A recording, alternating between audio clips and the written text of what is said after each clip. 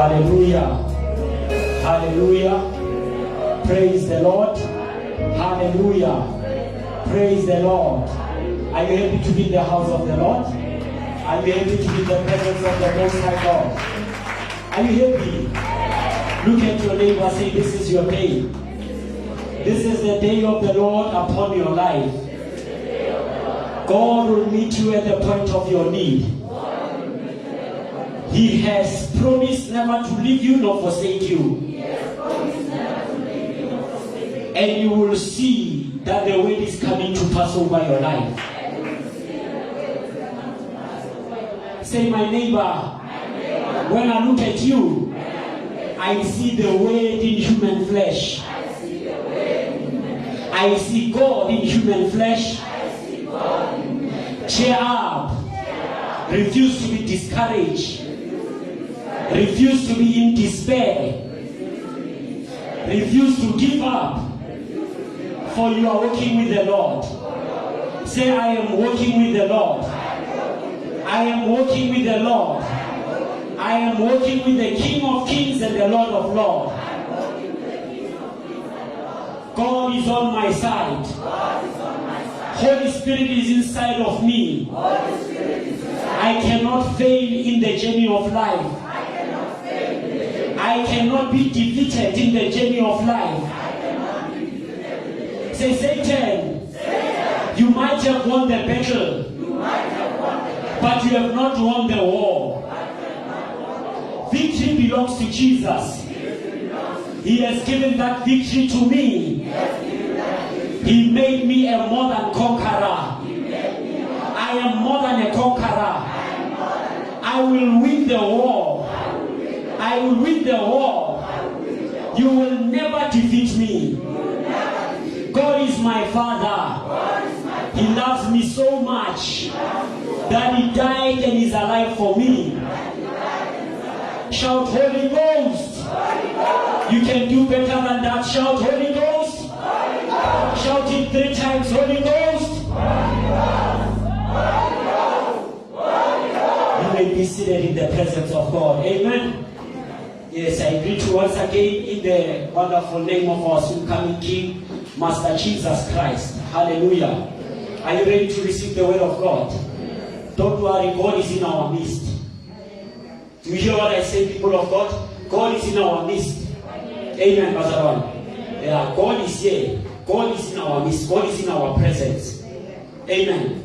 So if God is in our presence, you need to make sure that you pay total attention to what He's about to do. God will not rain down cars, physical cars. He will not rain down physical money. He's not going to rain down physical houses. God will give you the weight. And then inside that weight, the weight is packaged with everything that you are expecting from God. So if you miss the weight, then you are missing your expectation. Hallelujah. My father normally says, expectation is a womb that gives birth to manifestation. Expectation is a womb that gives birth to manifestation. So as you are sitting the way you are sitting, be seated in the realm of expectation, knowing that right now I'm about to give birth to manifestation. Yes. Hallelujah. Yes. Remember, expectation comes from meditation, right? And meditation is a visit with God. Hallelujah. Meditation is a visit with God. If you are able to worry, meaning thinking a lot about your problem, then you are able to meditate on the word, thinking a lot about the word of God. That is what we call meditation. You think a lot about the word of God. The word transforms your mind and it changes your character. Hallelujah. You don't allow your situation to preach to you. You don't allow what you are going through to preach to you. But you allow God to speak to you through the volume of His word. Hallelujah. So when you do that, you are taking the word from being the Rhema to being the Zoe. Rhema is a spoken word, but Zoe is when you become one with the word. Hallelujah. So this is just the logos. It's a written. It must move from the logos into the Rhema. And from the Rhema it must enter your heart and become the Zoe. the God kind of life. The God kind of life comes from His word. It does not come from our wishes or desire. That's why even when you pray, nothing happens. Because you pray according to your desire. You pray according to what you are going through. God does not hear what you are going through. God does not hear your tears. God only hears His word. The reason why Holy Spirit is dormant in our life, it not necessarily means that Holy Spirit cannot perform His wonders over our lives. But Holy Spirit is God, remember, in spirit. And God has esteemed His word above Himself. So God will not stoop low to our word. He has given us His word. So Holy Spirit will only move from the dormancy into action when our heart is filled with the word. But if our heart is not filled with the word, then Holy Spirit has nothing to do in our life. Amen, Pastor One. So if you want to activate Holy Spirit in your life, you need to make sure that your word is a sanctuary of the word. Your heart is a sanctuary of the word. You need to make sure that your heart is a custodian of the word. Then if your heart becomes a sanctuary, a custodian of the word, then the Holy Spirit has all the equipment to use in order to manifest the word. Holy Spirit is ready to manifest the word, but is ready to manifest the word that is in our heart. Proverbs 20 verse 27. The spirit of the man is a temple of the Lord. Your heart is a container of your spirit.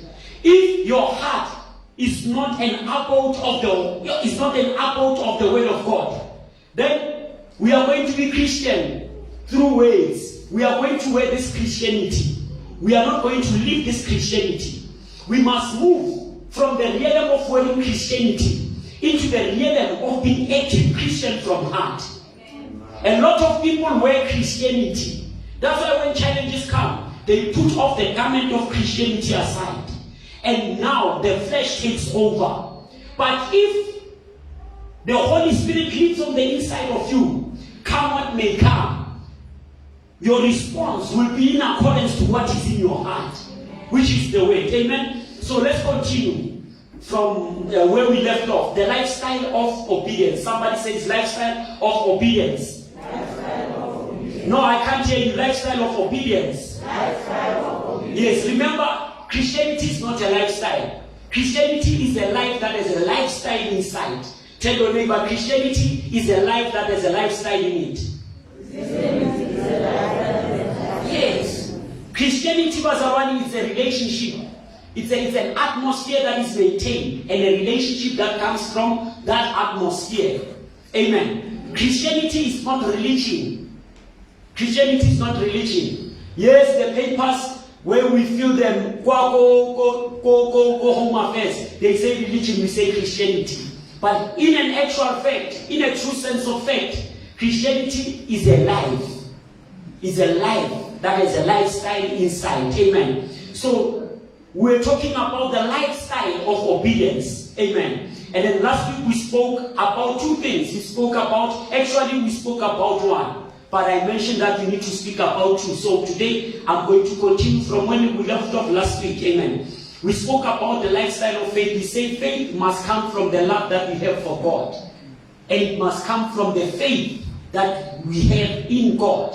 Hallelujah. Our obedience must come from the love that I have for God and the faith that I have in God. Hallelujah. So if you are not going to love God, there's no way that you can commit to Him. So the extent of your love for God also will determine the type of submission that you have towards Him. So how we know that you are committed to God and the level of your commitment to God, it will be determined by the level of your submission to His word. Amen, Pastor One. Our submissions are not the same. There are some, their submission is in a cupfold. There are some, their submission is in a tenfold. But there are some, their submission is just eternal. They've just surrendered all. Amen. So your commitment will be determined by your submission towards God. Do you submit to God when things go your way? And when things go hayway, you don't submit to God? Or do you submit to God seasonally? You submit to God periodically. You submit to God conditionally. but there are those who submit to God unconditionally. Whether things go nice or whether things go bad, their submission to God does not change. When things are red, when things are orange or green, their submission remains constant. Meaning these are people who have taken the nature of Christ. You know, God says, the book of Hebrews 13 verse 8, it says, Jesus is the same yesterday, today, and forever. So, if your commitment to God, Bazalwane, is unconditional, you have taken the nature of Christ. When you become the same yesterday, today, and forever. You don't change your confession because of your situation. You don't change your direction because of what you are going through. Jesus remains the King of your life, the Lord of your life, over and over again. Hallelujah. And then we said also that obedience is a continuous daily process of submitting to God and His word. Obedience is a continuous daily process of submitting to God and His word. Hallelujah. Say, Lord, grant me an obedient heart. Lord, grant me an obedient heart. Obedient. There is no man of God who can lay his hands over your life so that you can obey. Obedience is not a gift. You know, the Bible tells us that elders will lay your hands and you will receive the gift. But with obedience, the obedience is not a gift. Obedience is a process. We will see today, we will look at our Master Jesus to show that obedience is something that you learn. Obedience is something that you develop. It's like a muscle, Bazalwane. It's like a muscle. People who lift weights, they will tell you that I did not start by lifting 20 kgs of weight. I started small. But as I kept consistency, and as I committed to consistency, my muscle kept growing. And as my muscle kept growing, I started increasing my weight. It's the same with obedience. The more you keep commitment and the more you keep consistency, the muscle of your obedience grows. Same as when you don't obey, your muscle, Bazalwane, it shrinks. So it's a daily, it's a daily continuous process of submitting to God and His word. Let us go quickly into 1 Samuel. 1 Samuel 15.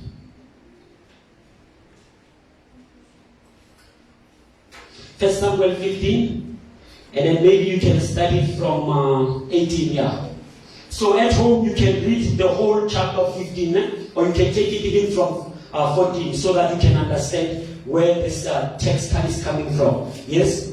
1 Samuel 15 verse 18. Yeah.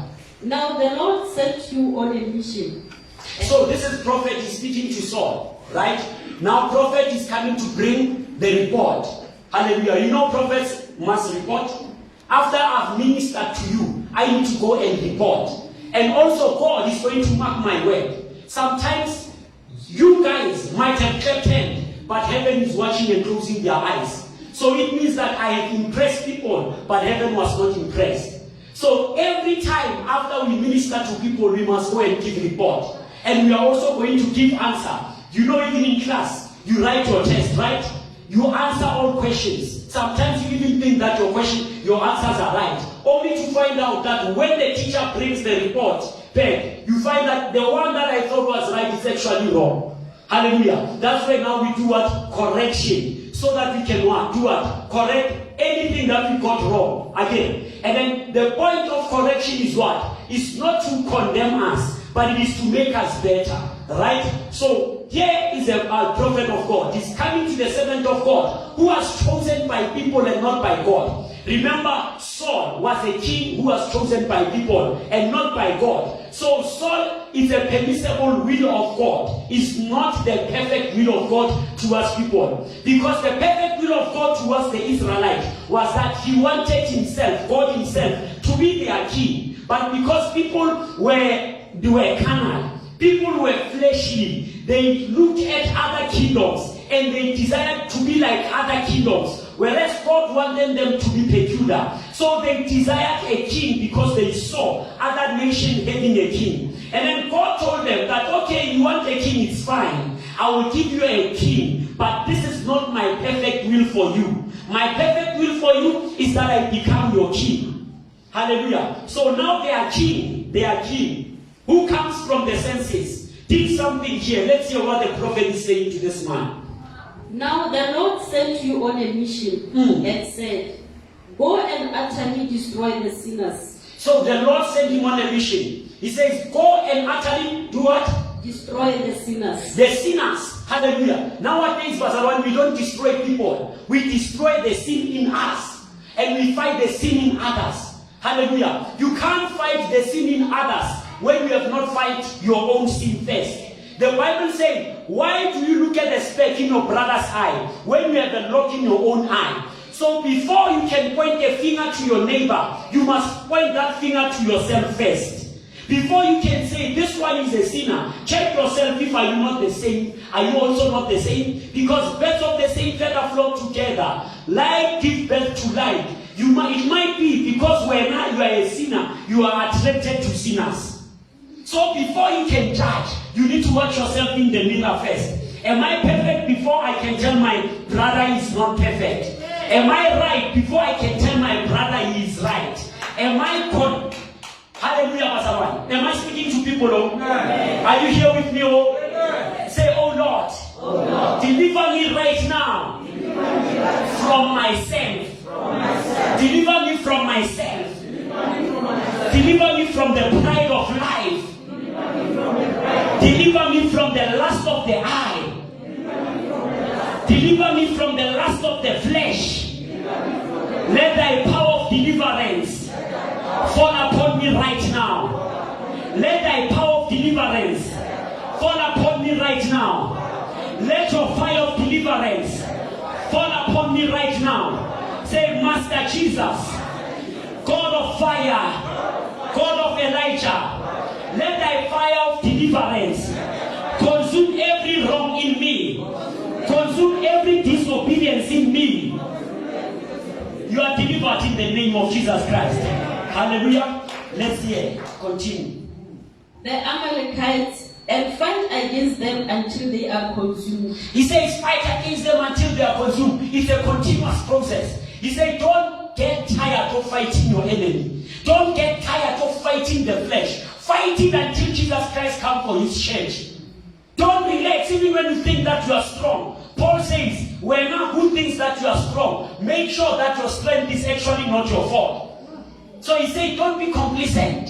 He says, continue fighting this fight of suppressing the flesh and living in the spirit. Hallelujah. Every day you wake up, you must know that there's a battle that you must fight. The first battle that you are going to fight is not against witches and wizards. The first battle that you are going to fight on a daily basis is making sure that you grow in the stature of Christ. Is making sure that you manifest Christ in your life. That is the first battle that you must fight. Before you can fight dangerous dreams that you saw at night. Before you can fight spirit wife and spirit husband, you must fight to become like Christ. On a daily basis. This is the battle that you must fight. Oh Lord, increase in me. Grow in me. Let people see you. I made an example last week, even yesterday I made it, that two people in the same situation. One is fighting their enemy. You, my enemies, I command you to die in the name of Jesus Christ. Witches and wizards against my home, die in the name of Jesus Christ. You spirit of poverty, limitation, die in the name of Jesus Christ. And someone is praying, Lord, grow in my life. Let me manifest your nature. Lord, may people, when they look at me, see Christ. Father, may people, when they look at me, see the weight. You know which prayer God is going to answer? The prayer that will make one to look like him. Not the prayer that will fight his enemy. Let me tell you something. The more you look like Christ, the more you become dangerous to Satan. The more you look like Christ, the lesser you will pray for your enemy. Because lesser power knows that it has to obey the greater power. Satan is under our feet. Jesus Christ, when he died, he took upon Satan power and authority. So Jesus is the one who has power and authority, and he has given that power to me and you. So the more we grow like Christ, the more our enemies bow. You don't even have to command. You don't even have to fight. We're not just fight to become like Christ on a daily basis. Just fight to look like Jesus on a daily basis. You are fighting your enemy. You, my enemies, die in the name of Jesus. But you have your own. You are killing yourself. yourself, because that enemy lives inside of you. And you know what is that enemy? Anger. You are fighting your enemy, but the enemy is inside. You have anger. You have unforgiving spirit. Every time you say die, the light is out here. You say die, all of a sudden, the doctor is what is wrong with you? They can't find anything. It's you are committing spiritual suicide. Fire every time you wake up at 12 o'clock. Fire, you are burning yourself. That's how Muruti. That make it happen and you could work in child. Why chisa? Man of God, how make it happen? Just pray, wake up and say, Lord, today grow in my life. Let people see your love. Let people see your peace. Let people see your joy. Because the joy of the Lord is my strength. May I not advertise my suffering. May I not advertise what I'm going through right now. But may I advertise your weight. Through what I'm going through, Lord. May I advertise your smile. Lord, today, when I smile at people, may they see God smiling at them. When I speak at people, may they hear God speaking to them. When I shake people, may demons come out of their life. Hallelujah. Become like Christ on a daily basis. Grow to the fullness of his stature. Hallelujah. That's why the Bible says, let the very same mind that was in Christ be in us. We need to be thinking like Christ on a daily basis. Not thinking about our enemies. Nowadays, deliverance, it has focused a lot on the enemy more than Christ. I told you one time a story of blind people. That they are taught the original, the blind people who are waiting for a bank, reserve bank. They are not taught faith. They are taught how to handle original paper money. They are taught it left, right. They know everything about original. That's why the minute they touch faith, because they know what original look like, what original smell like, the minute they touch it, they know that it's fake. So now our focus is a lot on Satan, who is a fake. Because Satan is a fake. He is like a roaring lion. He acts as an angel of light. He's not a light. He's not a lion. So now our focus is on faith more than the original. If you focus on the original too much, if you focus on Jesus too much, the minute Satan comes, you know that this one is a fake. No one will deceive you. No one will tell you anything. I see what. You'll tell them, okay, you saw very well. But I've got the high priest who is interceding for me right now. I've got the greatest prophet, which is the word of God. You can't easily be deceived, just child of God. Hallelujah. Let's read now. Verse 19.